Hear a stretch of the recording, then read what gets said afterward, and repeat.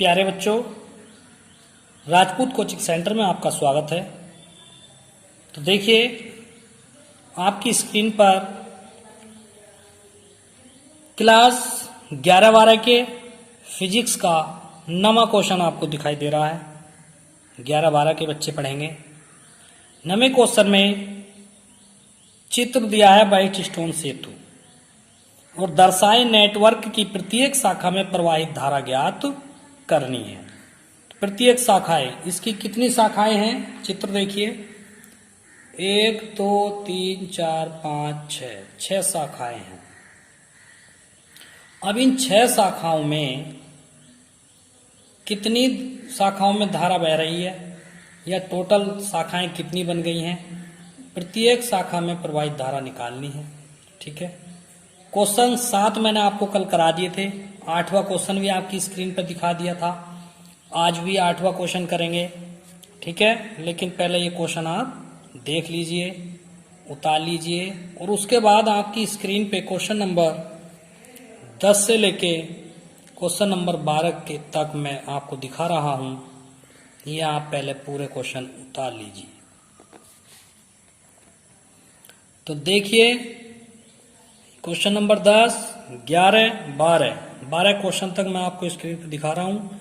ये हल कराएंगे। पहले इनको आप एक साइड उतार लीजिए या किताब अपने पास रख के बैठिए। तो क्वेश्चन करते हैं पहले 8वां, जो मैंने आपको कल स्क्रीन पे दिखाया था। तो देखिए क्वेश्चन नंबर 8। क्वेश्चन नंबर 8 है आपका, नाइक्रोन का एक तापन अवयव 230 वोल्ट की सप्लाई से संयोजित है और 3.2 एम्पियर की प्रारंभिक धारा। तो देखिए, प्रारंभिक धारा I1 3.2 एम्पियर की प्रारंभिक धारा लेता है, जो कुछ सेकंड में 2.8 एम्पियर की स्थायी हो जाती है। तो I2 का मान 2.8 एम्पियर हो जाती है। यदि कमरे का ताप 27 डिग्री सेंटीग्रेड हो, यानी कि पहला ताप कमरे का 27 डिग्री सेंटीग्रेड हो, तो तापन अवयव का स्थायी ताप क्या होगा, यानी कि T2 क्या होगा। और विभवांतर दिया है 230 वोल्ट और ये तापन गुणांक है, इसका मान दिया है 1.7 × 10⁻⁴ डिग्री प्रति डिग्री सेंटीग्रेड। तो आइए हल करते हैं। तो T1 पर 27 सेंटीग्रेड पर तापन तंतु का प्रतिरोध R1 निकाल लेंगे पहले। तो ये होगा V/I1। उसके बाद R1 का मान निकालने के लिए V का मान 230, I1 का मान 3.2 ओम। ठीक है। आइए अब T2 सेंटीग्रेड पर तापन बिंदु का प्रतिरोध कितना हो जाएगा, R2 निकालेंगे। तो R2 बराबर V/I2 बराबर 230/2.8 ओम। ये सूत्र लगाएंगे। I2 का मान 2.8 दे रखा है। प्रतिरोध का तापन गुणांक का सूत्र, अल्फा का सूत्र क्या होता है? 2 सूत्र होते हैं इसके, R0 माइनस के R1। तो सूत्र R2 minus R1 T2 minus T1 सूत्र लगा दिया है। तो यहां से ये बटे का जो T2 माइनस T1 है वो इधर ले गए बराबर। तो ये अल्फा R1 नीचे आ गया। ठीक है, कैंची गुणा हो गई। अब इनके मान रखेंगे, मान रखते रखते इनको हल करेंगे। तो देखिए, 230/2.8 माइनस के 230/3.2, फिर यहाँ R1 का मान 230/3.2 गुणा अल्फा का मान ये आ गया। ऊपर से क्या किया है, ऊपर से ये 2.8 और 3.2 यहाँ पे लघुत्तम ले लिया है। तो इनकी कैंची गुणा आपस में होती, तो 230 को कॉमन ले लिया बाहर, 3.2 माइनस 2.8 बचता है ये। ऐसे नीचे 230 गुणा ये एक आ गया और बटे में 3.2 आ गया। अब इसमें 230 से 230 और 3.2 से 3.2 कट गया। तो 3.2 माइनस 2.8 गुणा 1.7 10⁻⁴। ठीक है, ये आ गया है। 3.2 में से 2.8 घटाएंगे तो 0.4 गुणा 10⁻⁴, जो बटे में -4 थे वो ऊपर जाकर +4 4 हो गए हैं। अब नीचे 2.8 गुणा 1.7। अब देखिए नीचे से हमने पॉइंट हटाया है ये वाला, तो एक 0 बढ़ा दिया है। नहीं, पॉइंट से पॉइंट हटेगा तो 4/28 बचेगा। अब क्या करा है, ये वाला पॉइंट हटा के 0 बढ़ाया है, ठीक है। तो 4 से काटा है, 4 धाई 40 और 4 सत्ते 28, तो ये आ गया 10 गुणा 10 की घात 4 बटे 7 गुणा 17। तो ये ऊपर हो गया 10,000 हो गया ये, ठीक है। 17 सत्ते 119 और ये हो गया 10,000। 10,000 नहीं होने का, 4 जीरो तो ये हो गए, 1 जीरो ये हो गया, तो ये 5 जीरो लगेंगे, ठीक है। इससे इसको भाग देंगे तो ये आएगा T2 माइनस T1 आ गया 840.3 डिग्री सेंटीग्रेड। अब T1 का मान दे रखा है 27, तो यहाँ पर 27 लगा देंगे, इधर जाके माइनस के T1 प्लस T1 हो गया। T1 का मान 27 रख दिया तो ये आ गया 867.3 डिग्री सेंटीग्रेड आंसर, ठीक है। इसी प्रकार 9वां क्वेश्चन था आपका। 9वें क्वेश्चन क्या था, किरचॉफ के पहले नियम से। ये बहिष्ठोन सेतु का नियम है, देखिए इसको बारीकी से समझिए, बहुत बड़ा क्वेश्चन है ये। तो देखिए इसमें क्या है, ये एक परिपथ बनाया है, ये सब जो चित्र आपको दिखाया गया था वो है ये 5 है, ये 10 है, ये 5 है, ये 5 है, ये 10 है। तो क्या करेंगे, जब इस बैटरी से धारा प्रवाहित होती है तो यहाँ I1 हो गया, यहाँ ए पर जाकर I1 जो है वो 2 भागों में बटेगा, जो धारा I है वो 2 भागों में बटेगी। किरचॉफ का जब हमने सूत्र सिद्ध कराया था उसमें ये चीजें बताई थी। जब ये धारा बिंदु ए पर पहुंचती है तो ए पर जाने के बाद ये धारा 2 भागों में बट जाती है।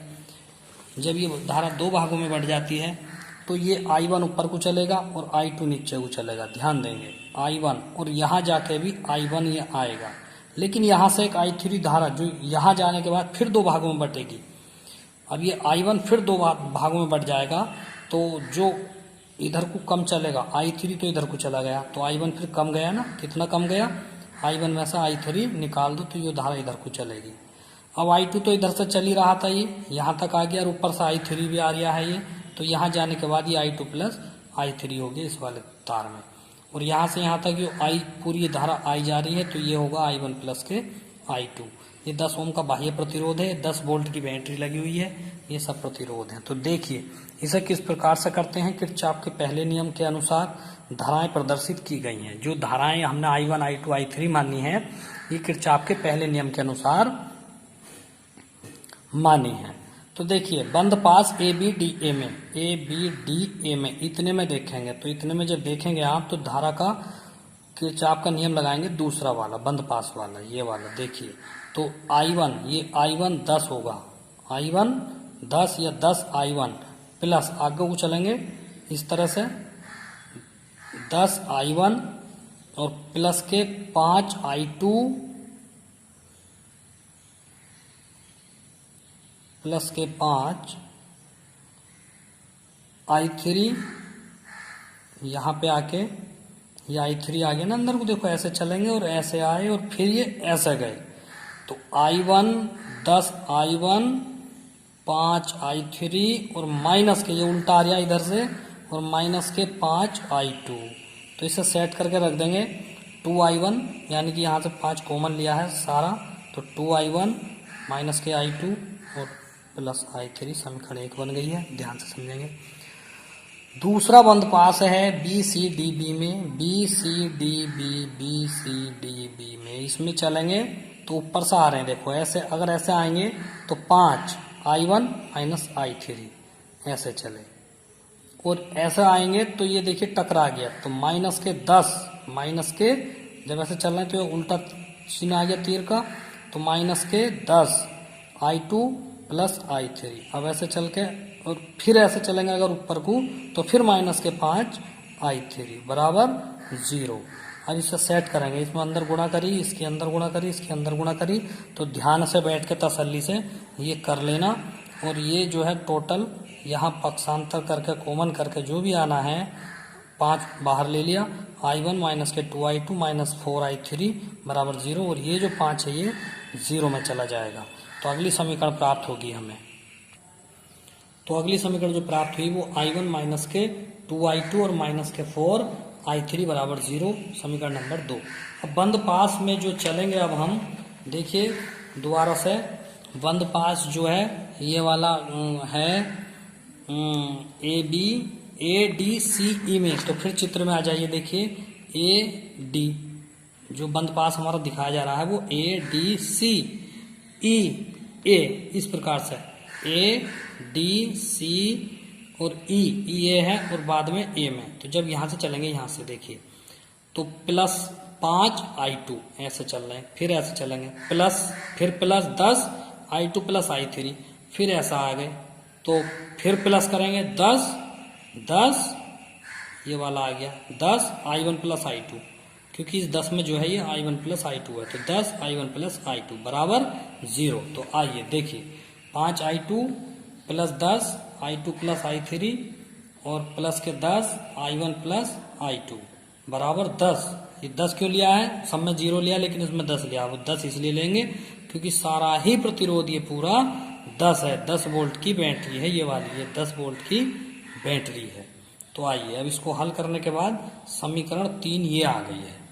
अब वही मैथ की विधि से, जैसे मैथ में समीकरणों के हल निकालते हैं, एक्स वाई के मान निकालते हैं, उसी प्रकार कोई सी भी समीकरण को ले लेके आप जो हैं यहां से समीकरण 1 से, समीकरण 1 जो है पीछे से उठाइए, वहां से I2 का मान ये निकालना है जो समीकरण 1 थी पीछे। देखिए ये समीकरण 1 है ये यहाँ, तो I2 का मान अगर आप यहाँ से निकालेंगे बीच में से, तो जैसे हम पक्षांतर करेंगे तो I2 बराबर जब करेंगे तो ये आएगा 2I1 प्लस के I3, ये आ गया 2I1 प्लस के I3। अब यहाँ से ये वाला मान उठा के जो है इसको हमने समीकरण 4 मान लिया है यहाँ पे, और समीकरण 2 से क्या करा है, समीकरण 2 से I1 का मान निकालना है, ये रिया समीकरण 2 से I1 बराबर तो 2I2 माइनस के 4I3, 2I2 माइनस के प्लस, अच्छा माइनस का इधर बराबर में जाके प्लस का 4I3, ये समीकरण 5 हो गई।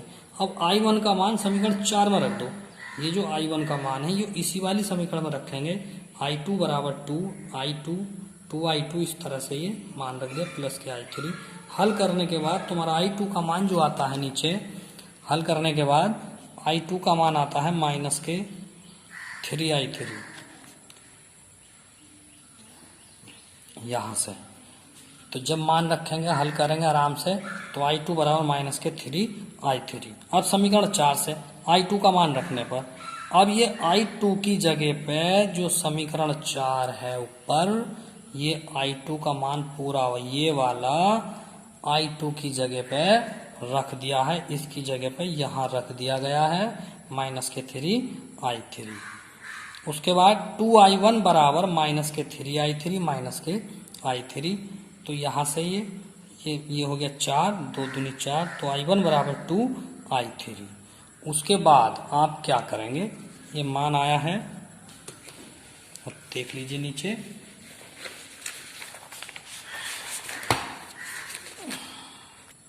अब क्या किया है I1 व I2 के मान समीकरण 3 में रख दिए, तो यहाँ समीकरण 3 है, ये पूरी समीकरण 3 है। तो I1 व I2 के मान, I1 और I2 के मान ये रखे गए हैं, इसको हल किया गया है। हल करने के बाद देखिए 2 दूनी 4I3 माइनस के 5 के 15I3 प्लस के 2I3 ये वाला बराबर 2, तो माइनस के 4I3 15I3, तो 15 4 19I3 प्लस के 2I3 बराबर 2, तो 19 में से प्लस के 2 गए तो माइनस के 17I3 बराबर 2, तो I3 का मान आ गया माइनस के 17/2 एम्पियर आता है। अब I1 का मान जब निकाल लेंगे तो इधर देखिए I1 का मान माइनस के 2I3 था, ये गया नीचे, ये I1 का मान माइनस के 2I3 था, तो अब इसकी जगह पे I3 का मान रख देंगे, ये I1 2I3 था, I3 का मान रखिए माइनस के 17/2 यहाँ पर रखेंगे, तो देखिए ये आ जाएगा I1 बराबर 4/17, ये आ गया एम्पियर। अब I2 बराबर 3I3 था पहले से ही, ये था ना, तो माइनस के 3 और I3 का मान माइनस के 2/17 कर दिया है, तो ये जो है 3 दूनी 6/17 आ गया। इसी प्रकार से आता है I1 बराबर ये और I2 बराबर ये और I3 बराबर ये आ गया। और ये कुल धारा भी पूछ रहा परिपथ में, तो कुल धारा कितनी हो गई I1 प्लस I2 4/17 6/17, 6 और 4 10/17। तो ये इतना लंबा सवाल है, बार बार कर लीजिए, ठीक है। समझ में आ जाएगा। क्वेश्चन नंबर 10 हमने आपको आपकी स्क्रीन पर दिखा दिया था। आइए फिर दोबारा पढ़ते हैं। किसी मीटर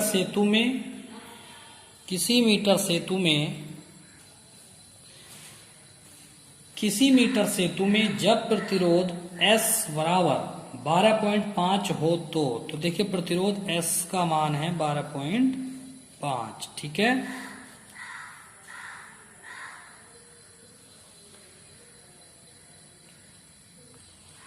देखिए आज के लिए इतना ही काफी है, बाकी हम कल पढ़ाएंगे। 10वां क्वेश्चन आपको हम कल कराएंगे, ठीक है।